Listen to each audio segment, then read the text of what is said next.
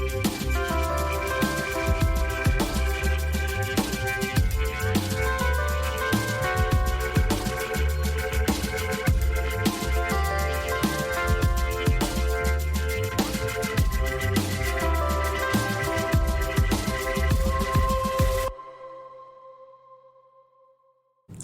there, and welcome to Authentically ADHD. I'm your host, Carmen, and I am so glad that you're here. This is a podcast where we get real about ADHD. No filters, no judgment, a safe space to explore and learn and grow. If you're here, it's because you want to take a deep dive into the world of ADHD, and trust me, we're going to have a lot of fun doing it. Now, you're probably wondering, why did I start this podcast? Well, in true ADHD fashion, it all started very impulsively.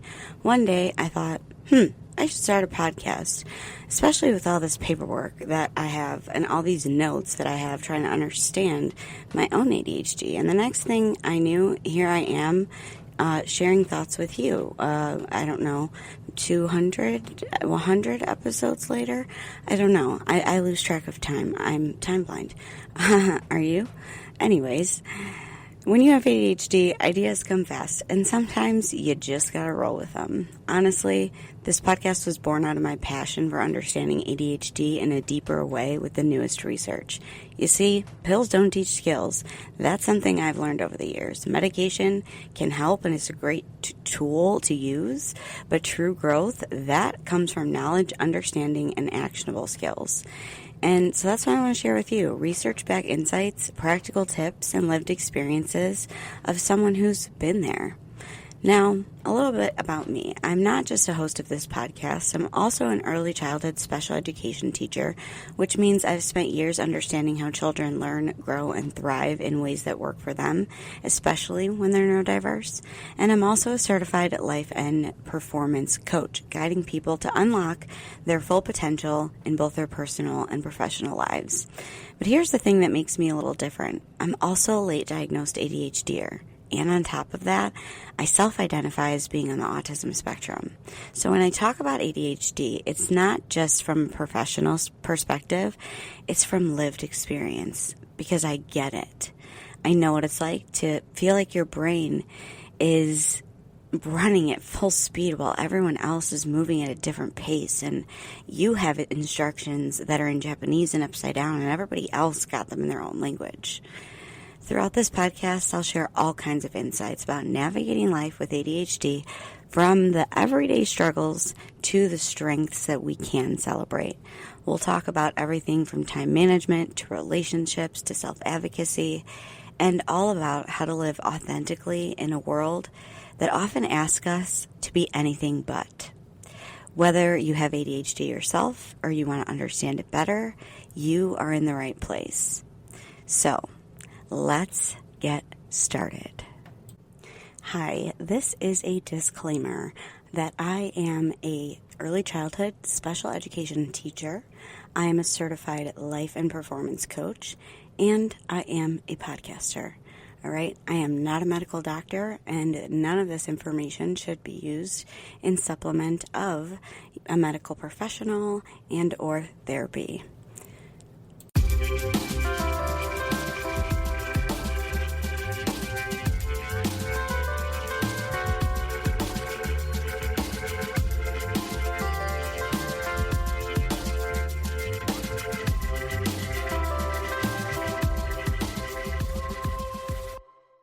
Hey friends, before we dive into anything today, I want to take a minute to share something with you from the heart. After more than 3 years, amazing years, I might add, of showing up week after week for Authentically ADHD with over 125 episodes packed full of real talk, neuroscience, messy truth, and a whole lot of love, I am officially taking a break. Yep, I'm pressing pause. And no, it's not because I'm burned out, it's not because I'm giving up, but because I'm practicing what I preach. I'm modeling capacity and prioritization and rest during a very full season of my life right now.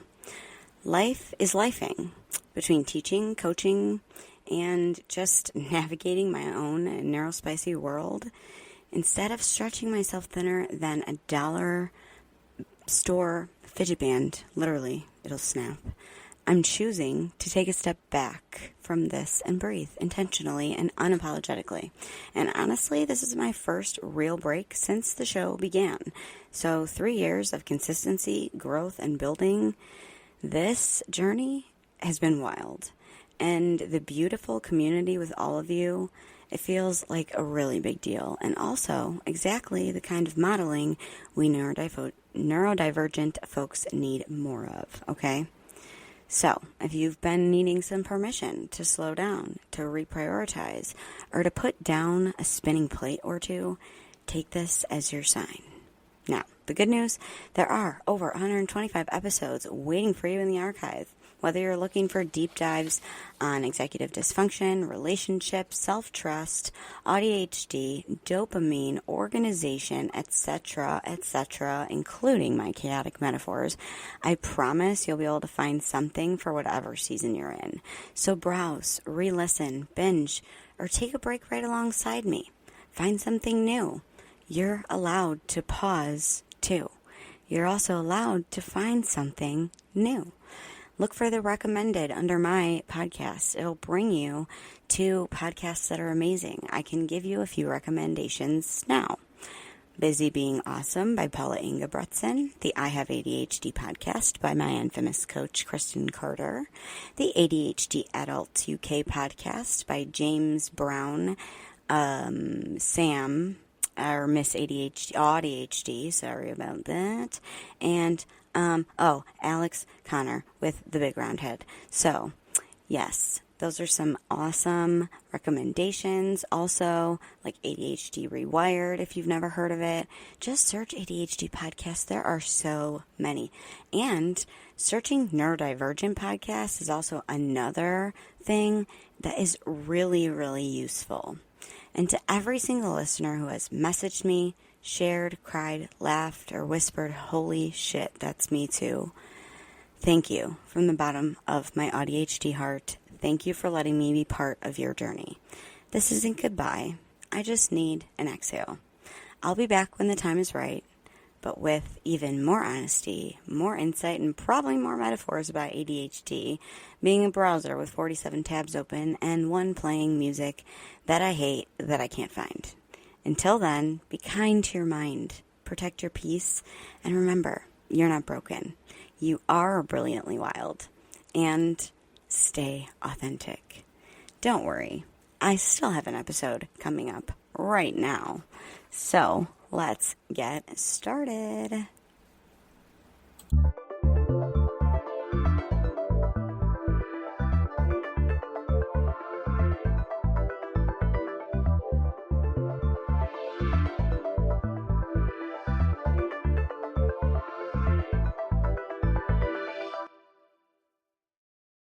Hey there, my friend, and welcome back to another episode of Authentically ADHD. And today we are talking about something that is really a big thing that sometimes we don't even notice is a big thing until it starts happening, right? So this topic is transitioning. Yep. The little things like just getting out the door and big ones like job changes, breakups, moving, or going from hyperfocus to literally anything else. If transitions make you feel like your brain is on buffer mode, your body is short-circuiting, and your emotions are staging a protest, this episode is definitely for you. So let's dig in. First of all, why are transitions so dang hard? Let's start with the why. Why do transitions hit us like a mental freight train? This is because for those of us with AuDHD, the magical combo of ADHD and autism, transitions aren't just mildly annoying. They're neurological speed bumps laced with existential dread. So, according to researchers like Dr. Thomas Brown and Dr. Russell Berkeley, transitions demand a cocktail of executive functioning skills, and guess what? Those are the ones we struggle with. Now picture stacking ADHD's chaotic energy with autism's need for predictability and structure. This is when you get a brain that is wired for depth, innovation, and pattern, but absolutely allergic to interruption. As Dr. Alex Connor from the ADHD Adults UK Podcast hilariously puts it, when you say, just get up and go, you might as well say, just build a helicopter and fly to the moon. Because for AuDHD brains, even simple transitions can feel like breaking the laws of physics. So let's break down what's working against us. 1. Task initiation and shifting our attention. Initiating or stopping a task when we're deeply focused in it requires the mental equivalent of an Olympic-level pole vault. Once we're immersed into something, whether it's editing a Canva graphic or doom scrolling in bed, shifting attention feels physically painful. Our brains are sticky. They are not lazy. It's like trying to yank a magnet off the fridge with oven mitts on. Dr. Berkeley calls this transition paralysis, where the gap between intention and action is not bridged by willpower, but by external scaffolding, right? External support. And the ADHD Adults UK team refers to it executive dysfunction's greatest hit, because we can want to transition and still feel stuck as hell. Number 2, working memory. It's that mental sketch pad, or the thing that you put your sticky note on to remember that lets you juggle multiple pieces at once. But for us, it's more like an Etch-a-Sketch in an earthquake, and the sticky is just gone. The sticky notes, they fall off. So transitions often require us to mentally rehearse several steps while shifting context, like remembering where your shoes are, grabbing your bag, locking the door, and switching your brain from indoor mode to let's engage with the public outside mode. It's no wonder we get halfway out the door and completely forget what year it is, let alone our sunglasses, keys, phone, or money. Number 3, emotional regulation. This one is huge. Okay, I'm going to say it again. This one is huge. Let me start with a personal story. Transitions like waking up from sleeping, that is a specific transition that used to trigger my emotional regulation because my AuDHD brain wakes up full of emotions and thoughts, and sometimes they're not so nice or not so great. So you know what I used to do? I used to emotionally explode on my significant other. That was great for our relationship. Ha, JK. No, it wasn't. It was terrible. Transitions trigger internal alarm bells. The ADHD brain, especially when you throw in the autistic nervous system, hates unpredictability. Dr. Sharon Saline calls it emotional flooding, and the ADHD Adults UK podcast echoes this with stories of that simmering emotional chaos just below the surface.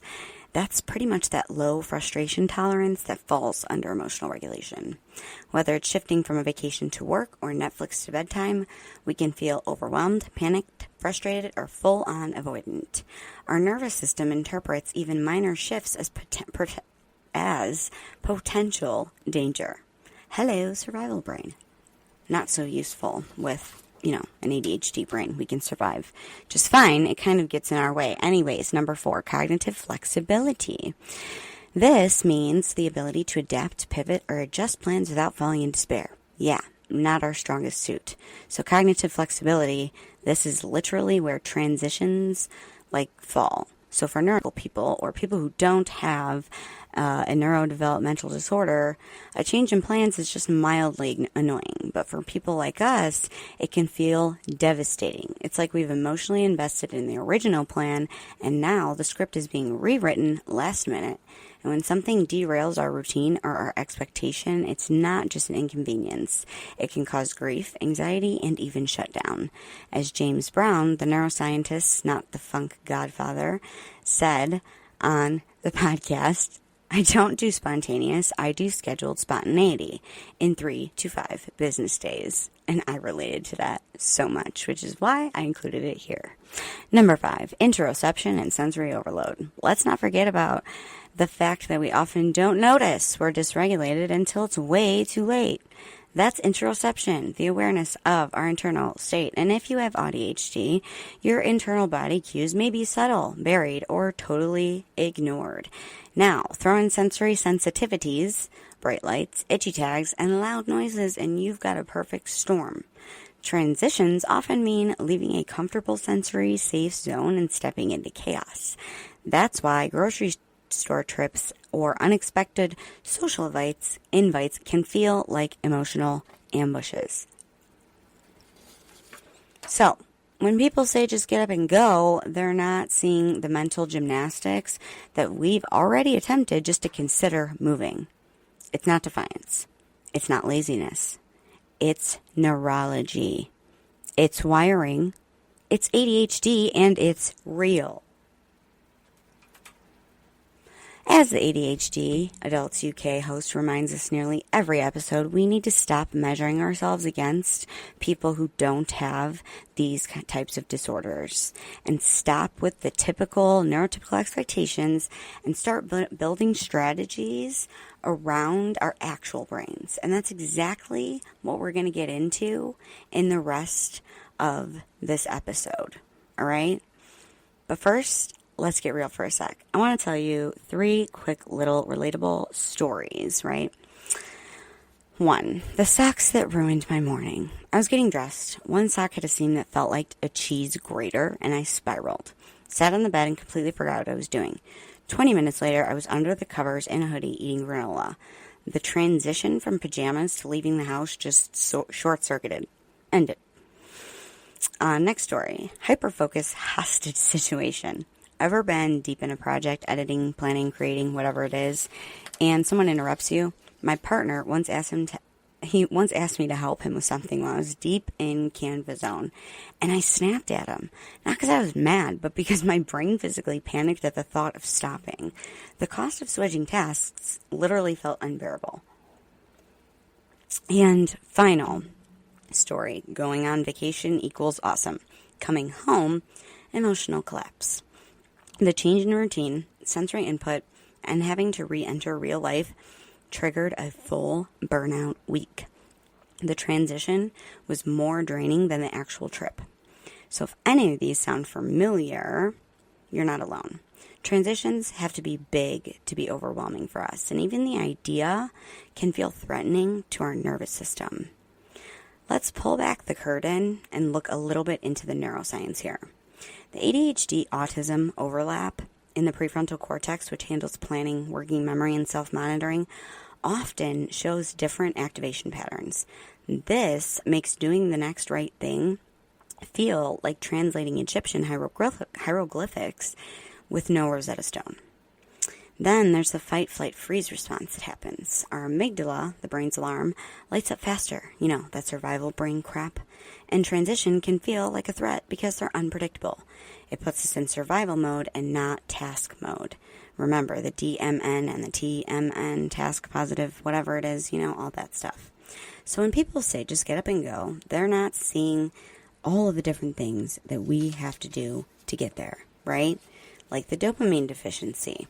Transitions don't always feel rewarding. That switch from preferred to non-preferred task, no dopamine, no motivation. Our brain is not being lazy, it's just being chemically honest. And then there's the autistic inertia. Autistic people can experience a type of inertia that makes initiating or stopping an action nearly impossible without external prompts or support. It's not about willpower. It's about neurological flow disruption. Knowing all this helps us take some of the blame off our shoulders and start thinking in terms of support, not shame. So, next up is 10 transition tips that actually work. But first, a word from our sponsors.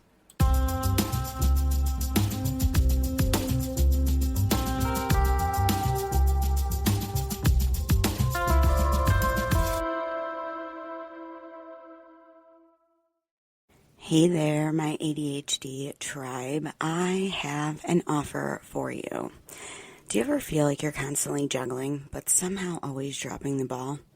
You're not alone. We've all been there. I struggle still to manage time, stay organized, and to keep track of the never-ending to-do list. I'm Carmen, and I get it. trust me, that's why I have created Thriving Authentically with ADHD, Executive Functions and Coping Strategies. It's a course designed to help you take control of your ADHD brain instead of letting it control you. But here's the kicker. It's not just a course. It's a journey. For only $25, you'll get access to about 3 hours of exclusive ADHD-friendly content that breaks down the executive functions in simple terms and explains why our ADHD brain works in the way that it does. And most executive functions, most importantly, it'll teach you practical, research-backed coping strategies that you can start using today. From working memory struggles to time blindness to emotional regulation, we cover it all. Plus, you'll get a workbook in your email packed with interactive exercises to help you reflect on your own ADHD journey, track your progress, and apply what you've learned at your own pace. But that's not all. You also will get 2 personalized coaching sessions where we can dive into your specific challenges and create strategies that work for you. No more one-size-fits-all solutions, just real, authentic, tailored support. And the best part, you get all this for just $25. That's less than a cost of a meal out. Plus, with my proven strategies, you can start improving your executive function skills in no time. Imagine finally understanding your ADHD brain and learning how to thrive and not just survive. Don't wait too long. The spots are limited. Sign up today and let's get started on your journey to thriving authentically with ADHD. Hey there. If you're looking for a game changer in managing your ADHD, let me tell you about something that's made a huge impact on my life. Focused, the adult ADHD group coaching program by Kristen Carter. This isn't just another program. It's a community. It's a roadmap. It's a lifeline for adults with ADHD who want to thrive. Inside of Focus, you'll find weekly coaching calls with Kristen packed with actionable insights, a supportive community of adults who get it. They get what it's like to live with ADHD. You'll get tools and strategies that actually work for our brains. No fluff, just real results. I've been a part of Focus for over a year, and let me tell you, it's where I've learned so much of what I share with you on Authentically ADHD. It's been a game changer for me, and I think it could be for you too. And here's the best part. If you use my link to join, we both save money. It's a win-win. So if you've been looking for the right ADHD support, this is your sign to check it out. Head to the link in my show notes to learn more and sign up. Let's thrive together with tools and support that we need to succeed. Are you also loving what we're doing on Authentically ADHD but want to take your experience to the next level? Well, I have got something for you. Introducing the Authentically ADHD Patreon, your VIP pass to the ultimate ADHD support hub.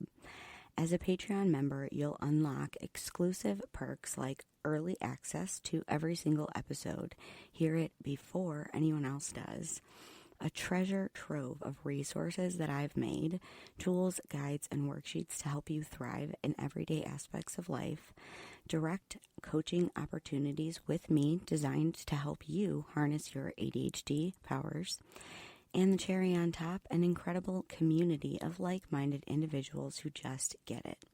You're not alone on this journey, and together we can be unstoppable. By joining Patreon, you're not just supporting the podcast, you're fueling a movement. Together, we're breaking stigmas, embracing authenticity, and creating a world where ADHD is seen as a strength and not just a struggle. So what are you waiting for? Head over to patreon.com/authenticallyADHD and join the family today. Let's keep growing, thriving, and showing up authentically together. Hope to see you over there. Back to the show.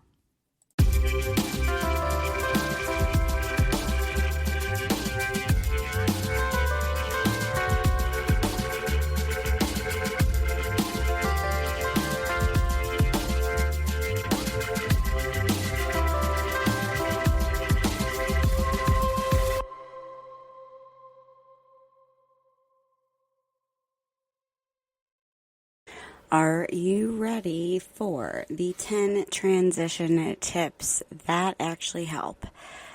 This is the good stuff. Tools that can help us soften the blow of transitions. Number 1, use timers, checklists, or visual schedules to show what's coming. Our brains love a heads up, especially if your neurodivergent brain is autistic and has ADHD. Front load with those visuals. Make it adjustable and make it so that it's rewarding. Number 2, use preview mode. Narrate the upcoming change out loud. Write it down in your brain. Just say, okay, brain, in 10 minutes we're shifting from scrolling to showering. Sounds silly, but it works. I literally just told my brain, okay, brain, in about 20 minutes, we're going to be done recording this podcast. We're going to edit it, schedule it, go outside for a few minutes, and then take a shower. It seriously sounds silly, but I swear it works. Number 3, set the mood. Lighting a candle, playing a transition song, or using a scent cue can signal your nervous system that it's time to switch gears. Personally, I use an alarm sound on my computer, or I will switch podcasts, or I'll switch from watching a show to listening to a podcast, etc., etc. Make it work for you. Please do not make it more work for you. Number 4, 2 stage timers. One alarm to warn you and another to signal the actual shift. Like a 5-minute wrap-up bell and then a now it's time to be done bell.